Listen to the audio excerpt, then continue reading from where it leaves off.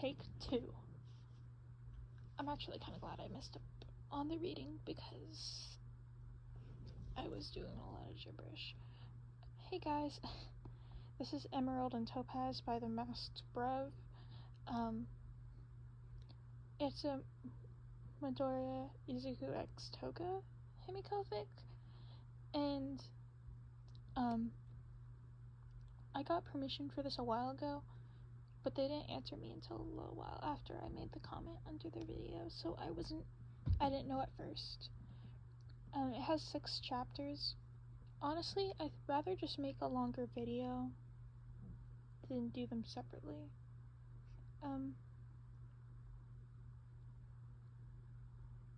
Summary. Toga isn't a villain and is dating Deku. Now with Dad for one. Chapter 1. Inko hated the winter. She used to love it when she was younger, but now the cold just made her joints hurt. Shit, that made me sound old. Shivering as she finally got into the house and locked the door behind her, she checked her phone to see that it read 10 p.m. Sighing as she heard Izuku's show still going, meaning he was probably still awake. She began to take off her shoes, only to stop once she saw a pair of shoes that didn't belong to her or Izuku. She felt a smile pull onto her lips. He hasn't had a friend over in months, she thought to herself. She finished taking her shoes off, now much quieter than before, intending to sneak up on him and his friend to scare him. As she quietly snuck up toward the living room, she wondered who it could be. While she knew it probably wouldn't be a girl, she was hoping it was, mostly so she could finally have something to tease him about. She finally got to the living room. She saw someone laying on the couch wearing her son's favorite dark green hoodie with bits of blonde hair poking out of it. She saw her son's starburst-covered arms wrapped around their stomach. She took in the scene for a second before realizing, it's a girl. She felt her smile threaten to split her face in half. Instead of risking waking them up, she decided instead to ask questions in the morning and used her quirk to throw a blanket over the two. After that, she went to take a shower. She turned on the water as she waited for the water to warm up, and she started to undress. When she was done and about to set her clothes in the laundry basket next to the shower, she stopped when she saw what must be the girl's clothes mixed with their son's. When she saw that, a thought crossed her mind. Did they shower together? Shaking the thought out of her head, she set her clothes in the basket and hopped into the shower. Soon after she finished her shower and put on her pajamas, she was laying in bed about to fall asleep when she remembered she forgot to turn off the TV off. Meh, not my fault they forgot to turn it off in the first place. Toga was about to fall asleep when she heard the door open, and thoughts flooded her head of who it could be. Now logically, she knew that it was probably just Izuku's mom, but she put her hands into Izuku's hoodie pocket and wrapped her hand around the handle of her favorite knife. It was a beautiful folding pocket knife. The handle was made of a red plastic, and the blade was only a few inches long but sharp. It also being the first gift Izuku had ever gotten her may or may not have had something to do with it being her favorite one. Well, she wouldn't be worried about taking on some burglar in a fight. It would be harder than usual because she would be fighting with a bit of a limp thanks to her and Izuku being 2 hormonal teens deciding to take a shower together. She was pulled out of her thoughts as she saw a head of green hair, which must have belonged to Izuku's mom, who thankfully, instead of saying anything, just tossed a blanket over them and walked off. Soon after the heavy blanket was thrown over them, Toga slowly began to orient herself in Izuku's arms so that she was laying on her stomach, mostly because she wanted to play with his fluffy hair a bit more before she fell asleep. She played with his hair a bit before falling asleep with her face buried in his neck. She had an easier time sleeping that night than she had in years, mostly because she didn't feel sick anymore, now that she finally found someone who didn't care about her drinking their blood. Waking up, Izuku was confused. Why couldn't he move, and felt something buried on his neck? The confusion didn't last long as he quickly realized that it was just Toga. Looking at the clock on the wall, he sighed, knowing that she probably wouldn't be awake for another hour. Okay, so that was chapter 1. Sorry, it was kind of freaky. I honestly forgot this fic existed. I read a lot. Like, a lot. And, but once I commented on it and I got a response, yeah.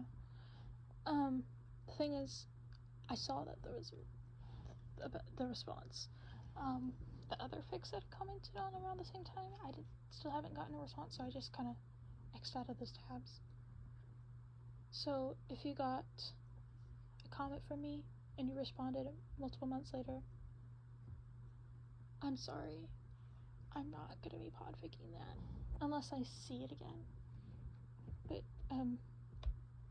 it's a small chance.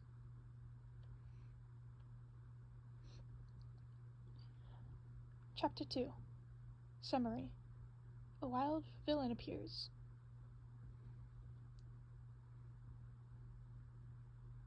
Hasashi Midoriya was a man that loved his family, though he was often far from his family, trying to protect them from the sins of his past, a mission made all the harder by his son's quirklessness. Not that he blamed him for it. Hasashi was from the first generations of quirks, after all.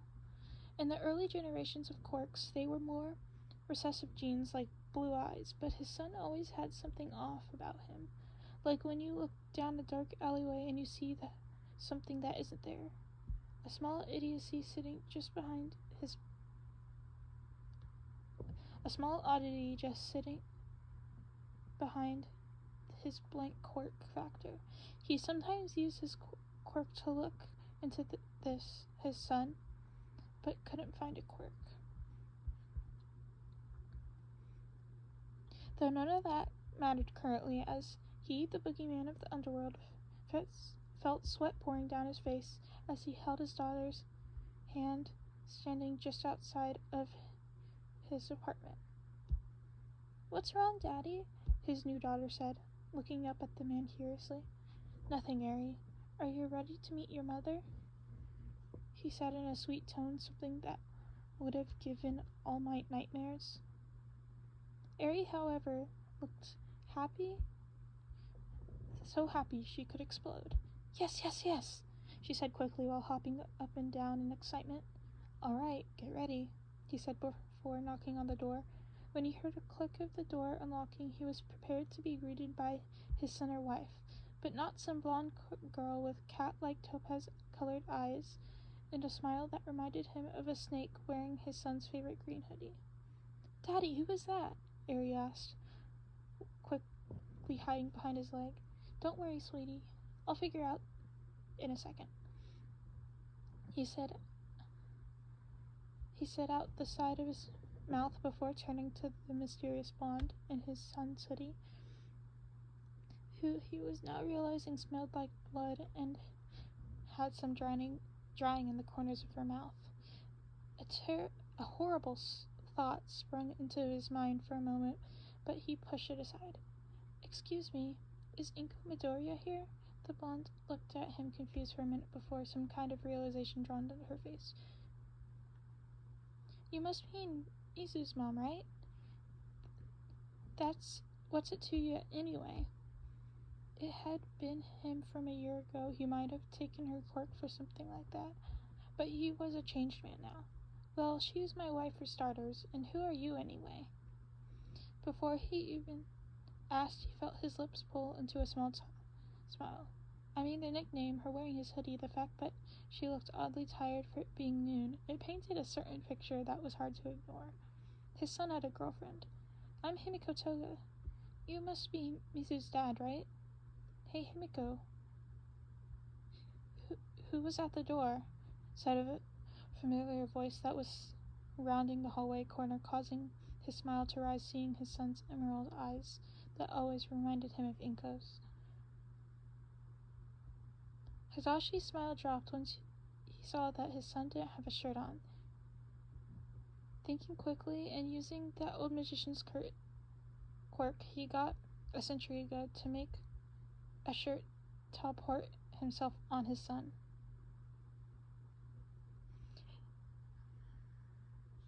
Izuku was about to run up and hug his father, but then he saw a little girl with ruby eyes like his father's and a little horn hiding behind his leg. "Hey, Dad, who is that?" he said, nodding toward the little girl, who shrank farther behind him. His father smiled at him. "She would happen to be your new sister. Her name is Eri." "Sister?" She looked to be about 5. He would have noticed if his mother was pregnant when he was 12. As his thoughts raced about 1,000 times a minute, he came to one conclusion. That bastard had cheated on his mom. That overseas job was nothing but a cover. Hizashi must have seen the look on his son's face because he quickly said, "While she has no blood relation to either of us, I hope you accept her as your sister." Izuku wasn't convinced, but that bastard knew how to guilt trip him. Well, even if she was his half-sister, she was still his sister. "Well, Mom gets out of work early today. She's gonna be home in an hour. Come on inside," he said while Toga seemingly lost all interest in the conversation and walked deeper into the house. "How did you two meet?" An image of himself being pushed against a wall with the tip of a knife pressed against his throat. He started remembering just how turned on he was by it. Oh my gosh. Well, she was originally planning on just taking all my blood and vanishing, but due to a recent development, I have an endless supply. Why?" his father said with a concerned look on his face. "Well, her quirk lets her turn into anyone she drinks the blood of, but if she doesn't drink enough, she gets sick. I have an endless supply because I recently had a forced quirk activation that allows me to regenerate from damage. I replace blood insanely quickly, and it cuts the pain down by about half." His father looked enthusiastic. He himself couldn't stop the excitement from leaking into his voice as he told him. "What is a force-activated quirk?" said a small voice that belonged to his new daughter, Eri.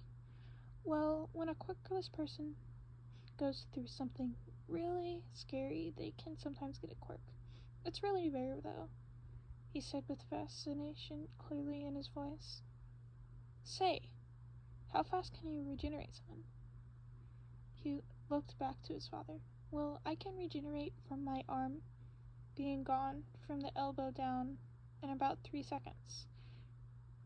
Eri and his father looked horrified at that. Some villain decided to attack me for some reason and took my arm off.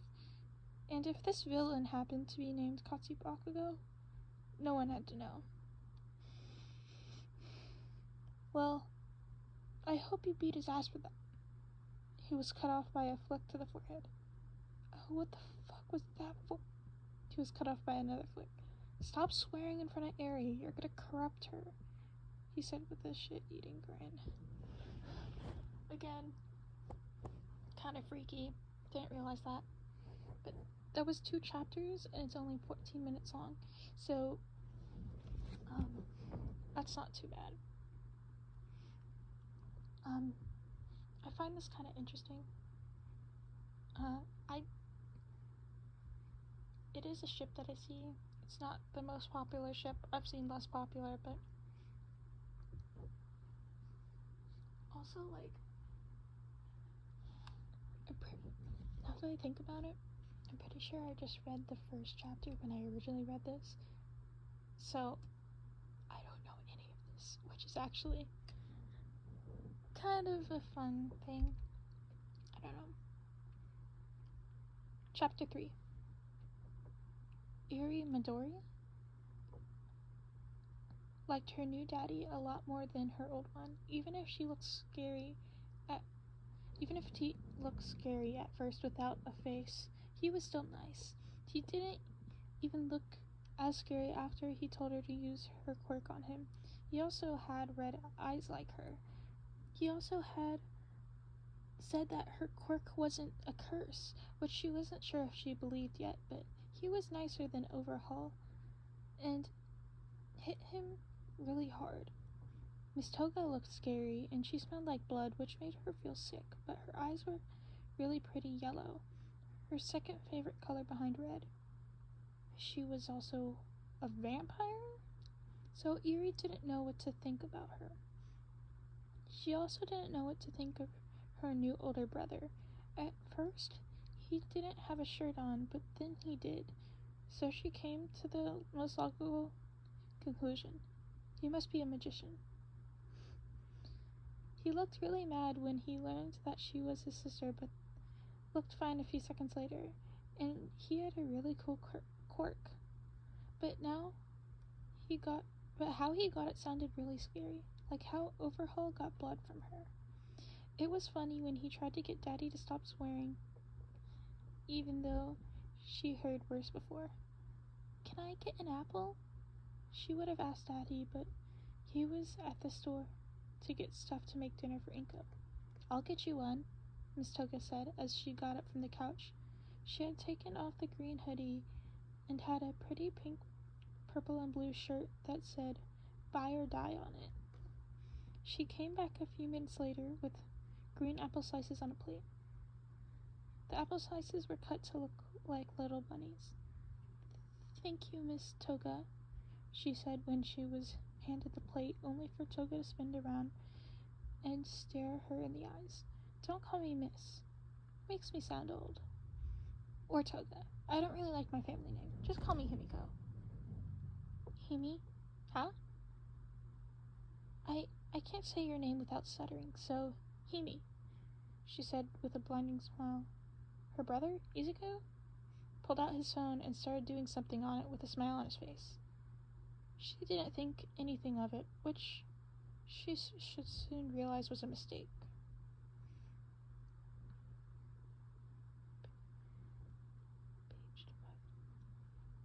Izuku started to record a video of Eri as she took a bite of the first apple slice. She chewed it for a few seconds before her face scrunched up for a few seconds, which was adorable, and she began to cough. Oh, why is it sour? Ish tasted in a hoarse voice before he ended the recording and went from one couch to the other and planted her back as she coughed. The green apples are a bit sour. Sorry. He glared at Toga from the other couch. She just shrugged. He got up to get Eri some water. As he was filling the cup in the sink, he sent the video to his father and debated sending it to his mother before remembering that she might not know about Eri. After he gave Eri her water, he went back to the kitchen to call Hisashi. After a few rings, he picked up. Izuku, is something wrong? No, but I have a question. What is it? When did you tell Mom about Eri? He could almost hear his father's eyes widen. Shit. What do I tell her? I don't know. I'm not the one who adopted her. How long until Inko gets home? He checked the time. We have 20 minutes. For a few seconds, he heard a loud whooshing on the phone. Alright, I'm home.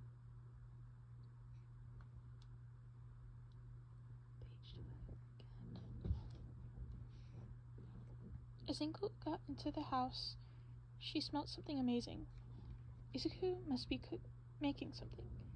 While she was taking off her shoes, she was greeted by a similar sight to the night before, a pair of shoes that belonged to neither Himiko nor Izuku, though this time there were 2 pairs of shoes, one of which she recognized as Ajashi's and the other looked to belong to a child.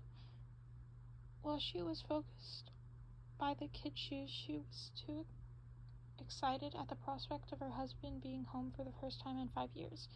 After quickly taking off her shoes, she made her way to the kitchen only to see a little girl who looked to be about 5 with shoulder-length gray hair and a little horn on her forehead eating apple slices at the dinner table as Hisashi cooked dinner beside her at the stove.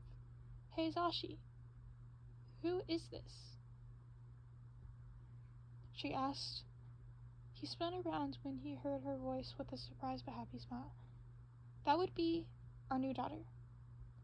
She stared at him. He cleared his throat. "Hey, Izuku!"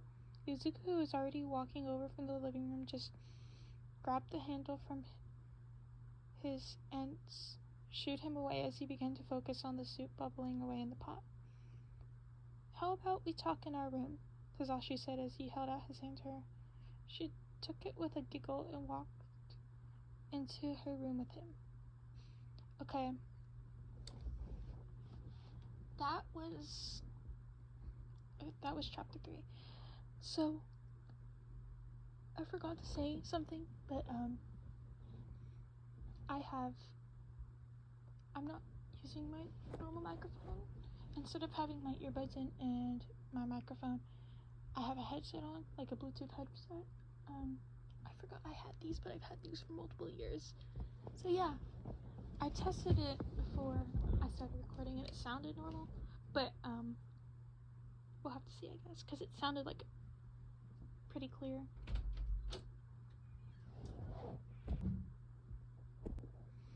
Sorry, I paused the recording. I have the door closed, but my brother just barged in here without knocking.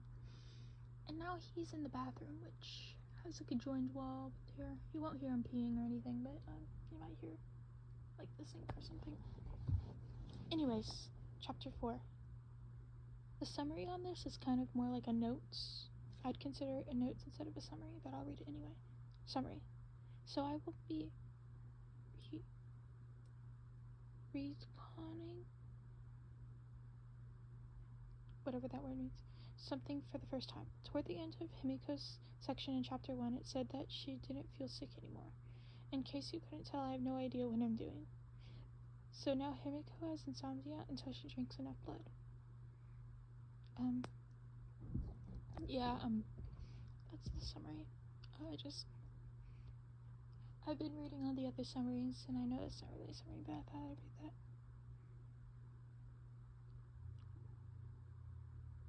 New point of view. Okay. Aizawa Shota was a man who liked logic, cats, coffee, and his family. They were the only things he held dear, but worrying about his family had often overridden his logic. So when his daughter had told him that she would be staying at her boyfriend's house for half of her winter break, an entire week, someone he hadn't met, he didn't want her to, but Namuri and Azashi convinced him that it would be fine. So here he was, driving to the boyfriend's house a week later with his idiotic husband and wife nearly at midnight. After they arrived at the boyfriend's house, Shota ignored Hazashi's pleading to be the one to knock and complained about the cold. After 3 quick knocks, he waited for a minute for the door to open. He heard the soft click of the door unlocking and quickly opened to reveal a short woman with emerald green eyes and darker hair. "Hello, who might you be?" she said with a polite smile. "We're Himiko Toga's parents. We're here to pick her up and one Izuku Midoriya?" Her smile became more friendly. "Well, they were watching TV in the living room. Come in," she said while turning to let them in. Making her way to the Midoriya's living room was about as interesting as one could expect, though Toga never mentioned him having a little sibling. As they entered the living room, Shota saw Himiko sit on the floor with a little girl with gray hair, a horn, and eyes like Shota's. Himiko was doing the girl's hair into the same odd buns as hers, both watching some old hero movie about a large angry green man who reminded him of All Might.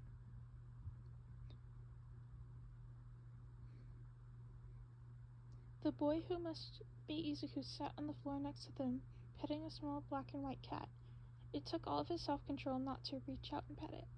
"So, you're Izuku Midoriya," he said with his teacher tone, which was just how he sounded when he was annoyed.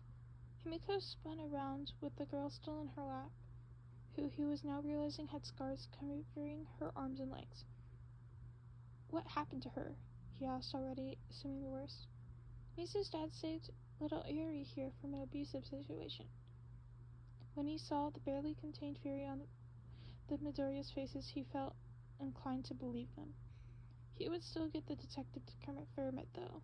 He was about to say something, but he was cut off by a door opening to reveal a man in pajamas with his black hair wet and red eyes staring and calculating the moment he noticed them. With smoke coming from his mouth as he spoke, he asked, "Who the hell are you?" His voice was deep, likely more so than normal from the smoke coming from his throat. Insert page divider. And yep, I can hear the toilet flush. I don't know if you can. Hasashi knew he couldn't have been intimidated by the man, but he was. The ruby red eyes and deep voice. If he was being honest, the man was also kinda hot. "Bro, you have a husband and a wife." He shook the thoughts from his head and spoke. "We are Himiko's parents. They told you that they're coming to our house for the second week of winter break, right?" The man stared at the three of them like he was thinking of how best to beat all of them in a fight, which he was. After a few seconds, his face softened, and a smile came across his face, and the smoke stopped. "So you're the soon-to-be in-laws, huh?" the man said with a shit-eating grin. "Yep, Mizu already proposed and everything." Hasashi could tell Shoto was struggling to keep his face blank. "So why did you propose to my daughter and didn't bother to ask either of her three parents?" said Ashed while Izuku finally broke out of his shell. Shockedness. "Well, that was when I didn't know that one of her dads was one of the few people that could kill me. And I haven't slept in 4 days and proposed with a ring pop," the kid said with a completely straight face, as Shoto was clearly holding back laughs. Nemuri spoke for the first time since they got there. Young love," she said with a stupid smile on her face as she looked off into space. "What did you mean earlier that Shoto was one of the only people who could kill you?" Hasashi said after he recovered from cackling laughter. "Well, my quirk is more or less super regeneration, and Eraserhead can erase quirks. A bit of logic later, and he can kill me." Another page divider. I don't know why I love saying page divider. New favorite line. Nemuri wanted to start a conversation with Midoriya but didn't know how. All he was doing on the ride back to their house was writing in his notebook. Wait, what was he writing about? "What are you writing about in that?" He turned to look at her. "About your costume. More specifically, how it's fucking stupid." Oh my gosh. You don't say that if you're trying to get in someone's good graces. I'm sorry. She looked at him shocked. He looked like he hadn't so much as heard a swear word in his life, minus the scars on his arms. He looked like the classic teacher's pet. Whoa, what do you mean? She said, still caught off guard by the curse. Well, I know that you need to be attracted to for your quirk to work better, but that stupid fucking tear-up fabric is just a bad idea. Like, how much time does it take for this support people to repair it? She put her head in her hands. Fuck, they must hate me. Izawa turned from the front of the car. Any reason you decided to give my wife a crisis to think about? Victoria turned to him with a blinding smile. Yes, actually. I have designs for a better costume as well. This caused Marie to turn and look at him as he handed her a notebook containing the designs. Wow, how long did it take you to make these? He looked off into space and counted in his mind. About 3 days? Honestly, I'm surprised that's not something that you already have in your costume. That second year Miria Togata already has something similar. It has to be easier to make a costume that lets gas through than one that can permeate with someone. At that point, everyone was silent until Himiko woke up from where she had her head on the shoulder. What? Why is everyone so quiet? She said while blinking the sleep from her eyes. Your boyfriend is making me doubt all my life choices. She looked at him confused before the look of realization crossed her face. Oh, he showed you one of the notebooks then. Namuri and Shota looked at her confused. Hisashi was driving. One of? Namuri asked in a small voice. Well, yeah. I have at least one entry on every hero I've ever heard of. She looked mortified. How many entries do you have? He started doing the math out loud. Let's see. 15 times 70 is about 1050 with a 2-page spread for each. About 525 entries. Are all of them this detailed? Should have asked, having been handed the notebook to labeled 16. Well, I've been writing them since I was 5, so now the closest in quality to that one is notebook 15. Should have hummed. Yeah, you're never meeting Nezu. Midoriya smirked. Well, I'm going to go to his school soon. You'll only be delaying the inevitable. Shota sighed and rubbed his eyes, and muttered something like, problem child, under his breath. Hey. This is actually like, I can't say anything about typos or anything because I'm just bad. So, and I'm really bad at spelling them. It's not too hard to read though. It's actually probably better than anything I'd write. In fact, most of the things I write are just like on paper, so it's even worse. Handwriting plus all the things from no autocorrect.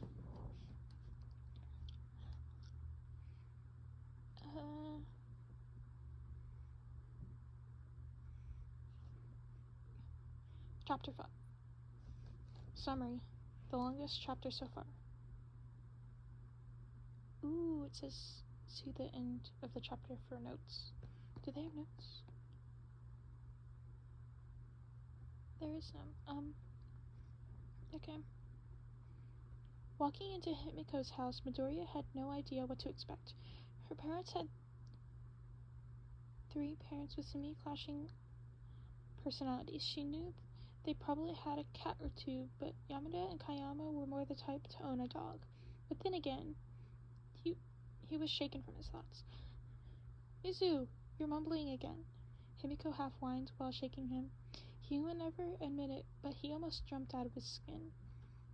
He stepped to the side while Himiko opened the door, and of all the things he expected to see, some teenager about his age with gravity-defying purple hair with a kitten sitting in it.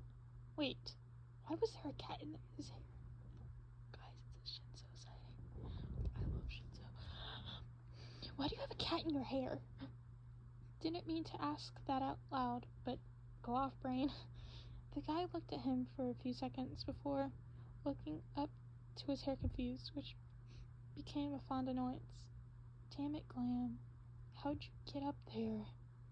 Instead of answering, the so-called Glam jumped out from his hair and landed on Midoriya's shoulder.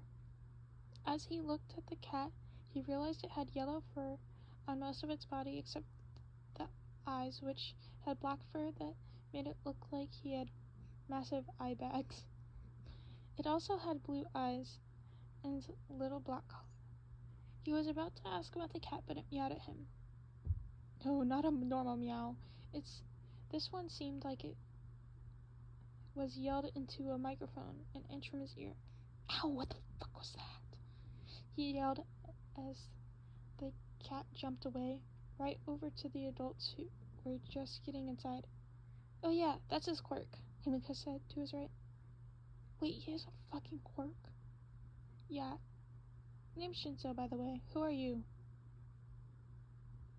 The purple-headed boy asked. Izuku Midoriya. He didn't get to finish his name before he had no control over his body. As soon as he lost feeling, it returned, and he was fully conscious again.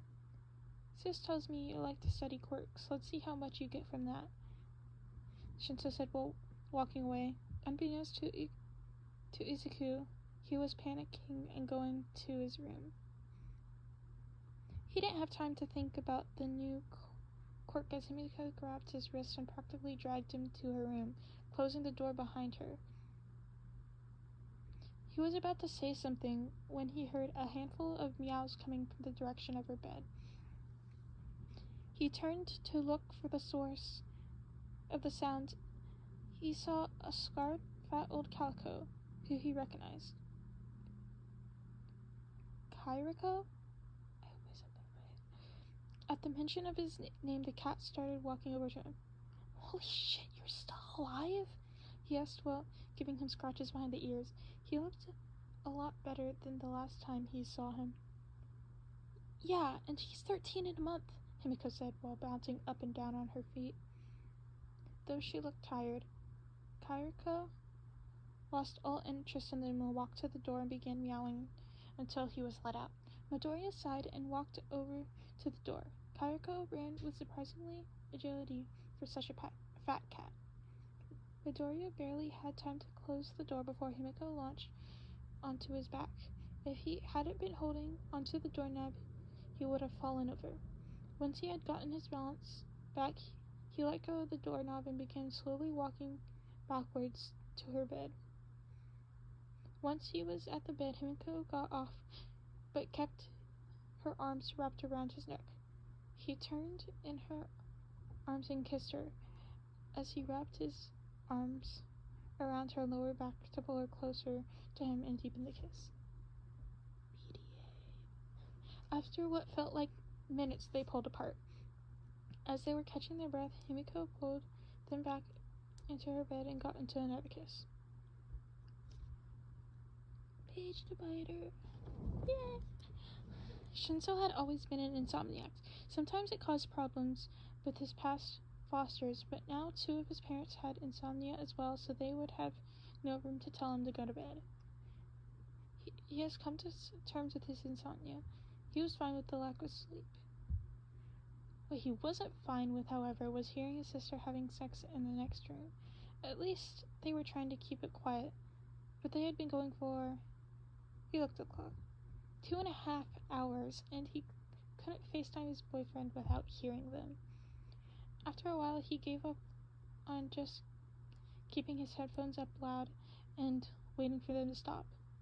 He hauled himself from his nice warm bed to go to the living room where his boyfriend couldn't hear them. He took one of his weighted blankets and his laptop with him.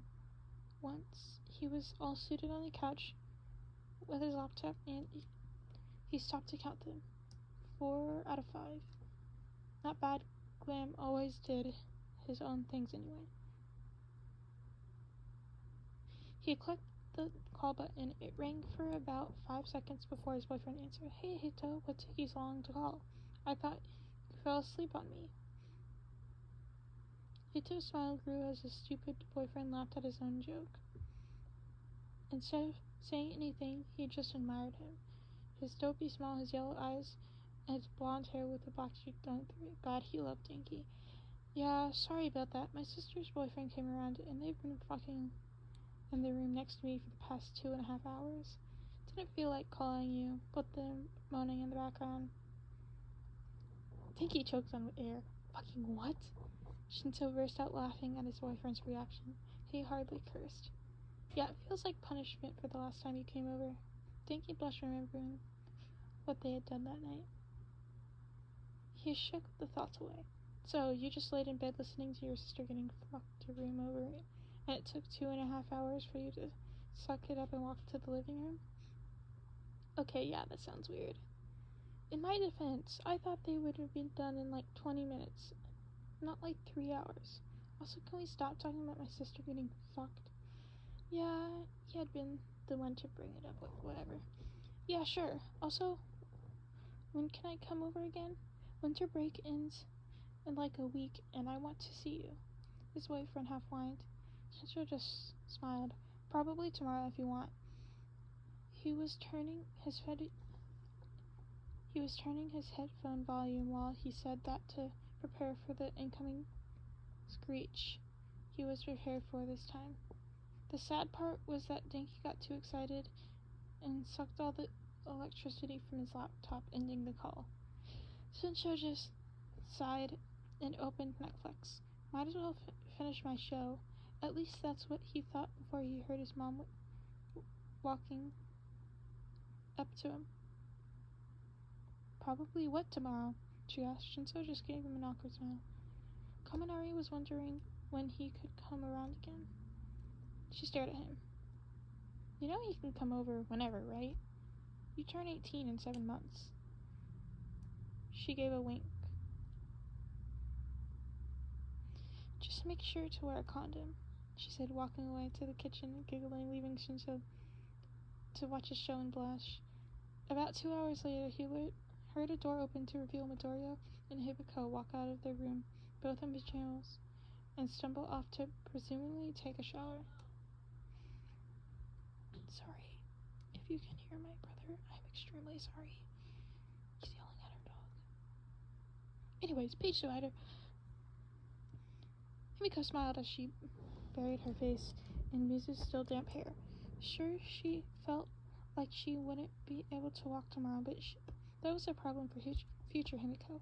Right now, she just wanted to be the big spoon and feel Izuku's muscles. She wanted to sleep and didn't at the same time.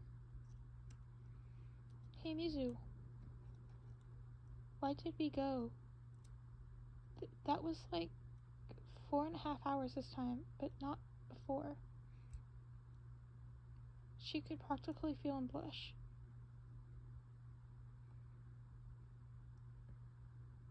Well, before was our first time together, and we didn't want to go that far. She hummed before falling asleep. Love you, Himiko, Nozoria said to himself before the pull of sleep got to him. Sleep had brought a few dreams, some were about the first time he met Himiko, the rest about random things.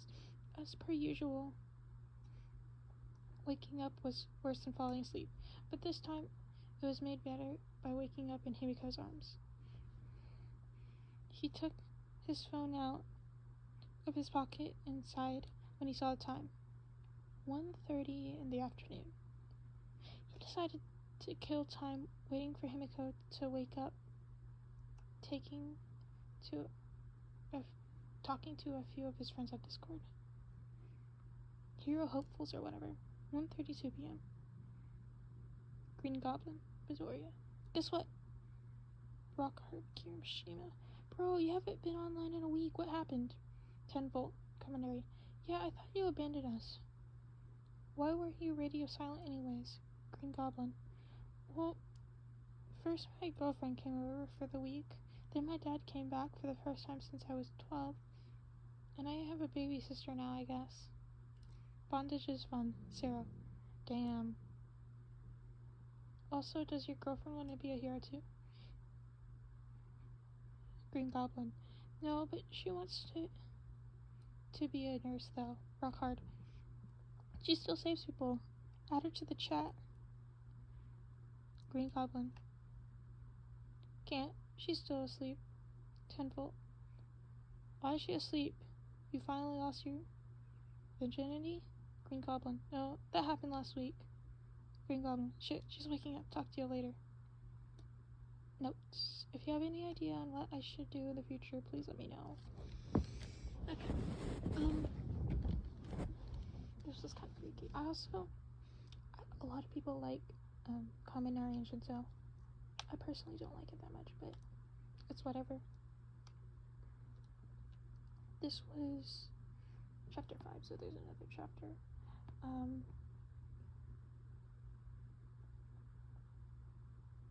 Yay. This one has no summary, it just says the end notes. Okay. Oh, this one actually has... I don't think the other ones had titles for the chapters. This one just says things are revealed. Anyways, waking up, Himiko looked around to see sunlight going in through her windows and saw sunlight peeking through the closed blinds. Not surprising considering she had fallen asleep at like 5 in the morning. With a sigh, she tried to grab her phone, only to realize that she couldn't reach it, mostly because there was a certain green-haired boy in her arms. Now she had no idea if she was awake or not. If he was awake or not, but that didn't matter to her as she buried her fangs into his shoulder. He flinched noticeably as she bit him, but made no movement to stop her as she drank his blood. It would all regenerate soon anyways. The closest thing she could compare his blood to was unseasoned chicken. His blood was blank. Whenever it came into contact with other blood, it would change to that type. It was a shame that you couldn't donate blood till you turn 18, but Mizu would have saved lots of lives by now. She retracted her fangs from his shoulder and snuggled up to him again, now more awake than before. How did you sleep, Himiko? Like I was really tired for some reason. She heard him suppress a laugh. I don't feel like walking right now, so sore. She felt him wince slightly. Sorry, none of that.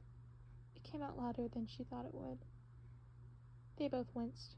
Got it, don't apologize. Wanna watch something then? Yeah. She hummed and reached for the remote on the desk next to her bed and turned to Netflix to find a movie to watch. They ended up watching Wall-E. Good choice, guys.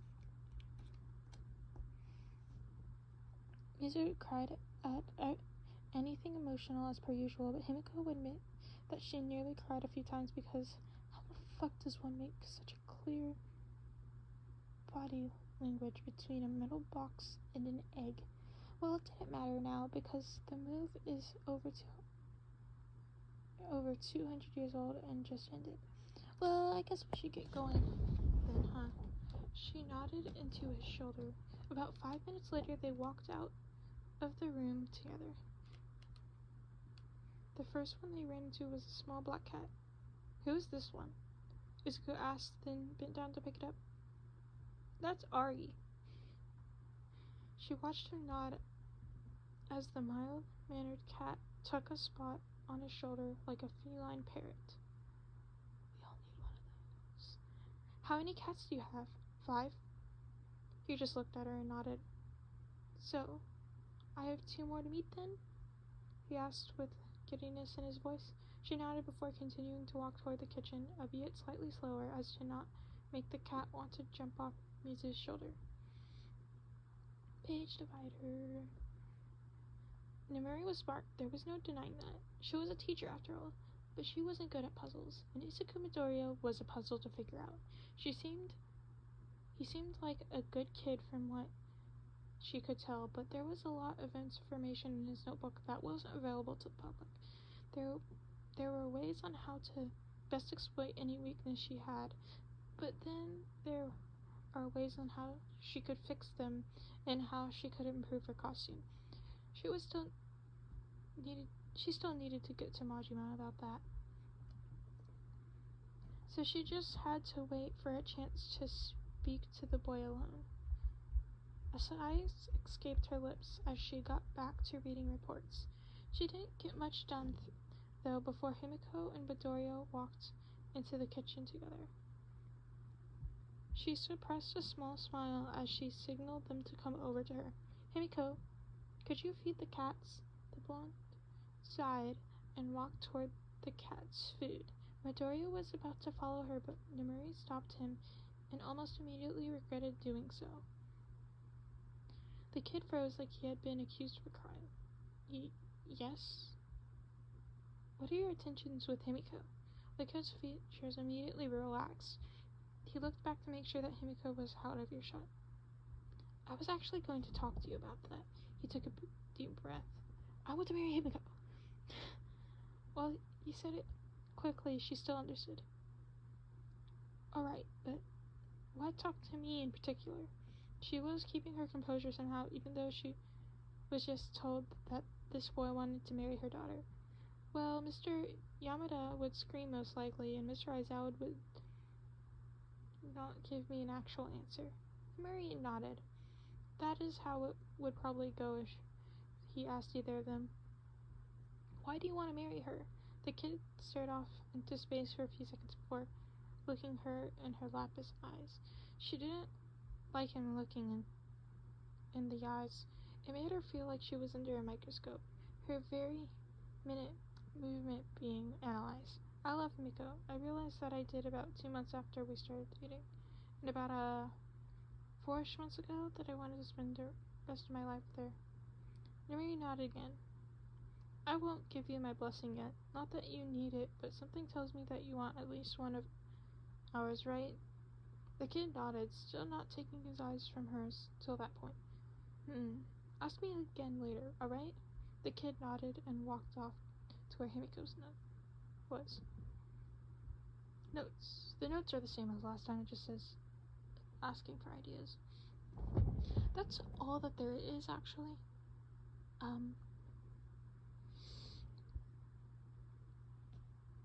I actually wanted to talk a little bit. I know this video is already really long. 6 whole chapters. They're not very long chapters, but they're still chapters, to be honest. So, the reason I don't actually really post that much is I could easily post if I wanted to. I wouldn't call it being lazy. I am lazy. I'm gonna be honest. I get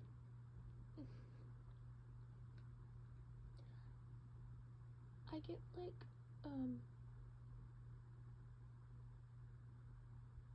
selective mutism. I think, yeah, that's kind of what it's called. Not diagnosed or anything. It's just sometimes harder for me to talk. Like, I feel my voice being strained right now. Like, my throat is kind of burning. But I've also been talking for like an hour straight. Anyways, yeah, that, and then also, I'm gonna be honest, I've been reading a lot of smut. It doesn't sound very good for me.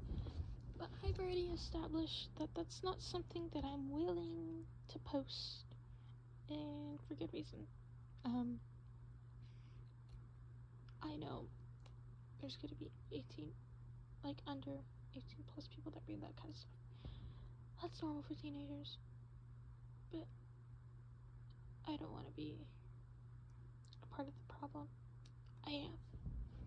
Just not publicly. Anyways. Yeah. I just get selectively mute. And then most of the fics that I find that are really good are really long. I need to find really good one-shots. I kind of went in blind. It's really cute. Rarely find something that's Rikotoga and Izuku that's like not yonder, if you get what I mean. A lot of it is like rape or whatever, which Sucks, but what can you do? Miko is actually pretty cute. Like, her whole character is literally just being misunderstood. And, her first love for Chaco was Izuku, so, like, what if it worked out? Because technically none of them worked out. She's dead, so, like, either ship works. And also, they're all AUs. People, like, when people are, like, don't like this ship, they're like, oh, they're totally different, or oh, there's a huge age gap. Like, when it comes to fanfics, that literally doesn't matter. They can create a whole new world just so they can legally be together, and it's like, okay.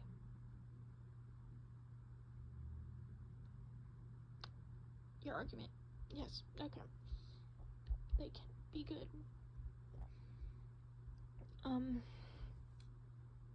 Like this a lot. Yeah. Have a hard time reading. I forced myself to get down and read. I knew this would take a while, so I was like, didn't want anything. I hope my brother isn't gonna make a big deal out of this. I don't think he noticed anything. I'm reading a lot, so sometimes even out loud. I don't think he knew I was recording. Anyways, this is also Count Podfics. Out.